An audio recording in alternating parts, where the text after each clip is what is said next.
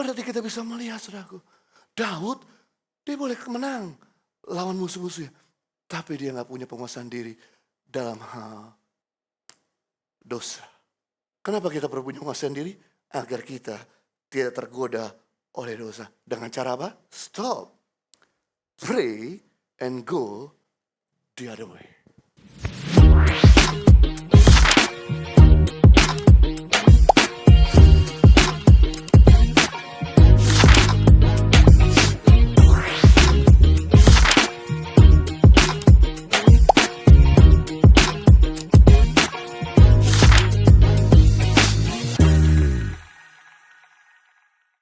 Gak ada orang yang kebal sama dosa.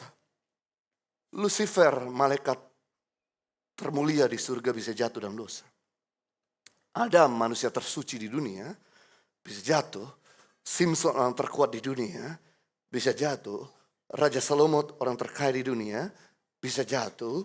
Raja Salomo, orang paling bijaksana di dunia, juga bisa jatuh. Daud, yang paling rohani di Alkitab, juga bisa jatuh. Simpson, seorang abdi Allah, lawan singa, dia bisa kalahkan. Tapi sama perempuan, dia gak bisa kalahkan. Sudah lebih baik berhadapan dengan singa atau berhadapan dengan perempuan? Simpson sama singa dihadapi. Sama perempuan, dia jatuh. Daud sama Goliat, dia kalahkan. Tapi sama Bathsheba, dia jatuh. Raja Salomo, seorang yang paling bijaksana. Sama masalah, dia bisa atasi. Masalah seberat apapun di kerajaannya, dia bisa handle. Tapi, dengan perempuan, dia gak bisa handle. Saudara, orang jatuh dalam dosa, bukan seketika. Orang jatuh dalam dosa karena lepas dari self control. Karena orang jatuh dalam dosa, itu sudah direncanakan, sudah dibuahi. Orang mencuri karena sudah direncanakan. Orang membunuh sudah direncanakan. Orang korupsi sudah direncanakan. Orang berzina sudah direncanakan.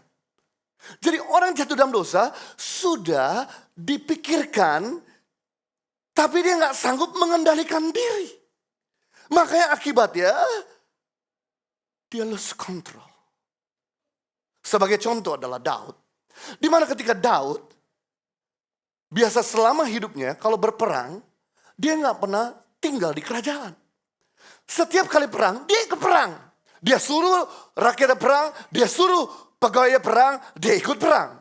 Tapi kali ini kok bisa-bisanya sepanjang hidup Daud, waktu perang melawan Bani Amon, dia suruh semua laki-laki wajib bertempur, tapi dia sendiri ada di dalam istana.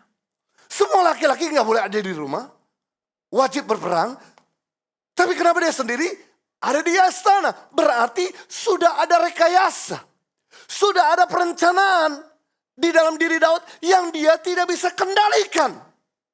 Dan apa yang terjadi?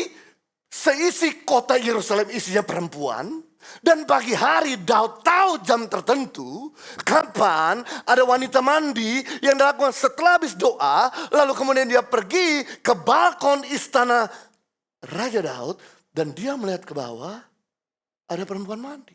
Karena rumah-rumah pada zaman Daud, kamar mandinya atapnya kebuka untuk menampung air hujan.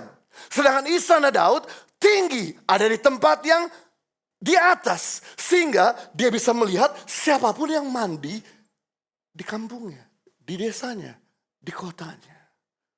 Itu sebabnya dia sudah rencanakan. Kemudian dia panggil wanita itu dan dia hamili. Berarti kita bisa melihat, saudaraku, Daud, dia boleh menang lawan musuh-musuhnya. Tapi dia gak punya penguasaan diri dalam hal dosa. Kenapa kita perlu punya penguasaan diri? Agar kita tidak tergoda oleh dosa. Dengan cara apa? Stop. Pray and go the other way.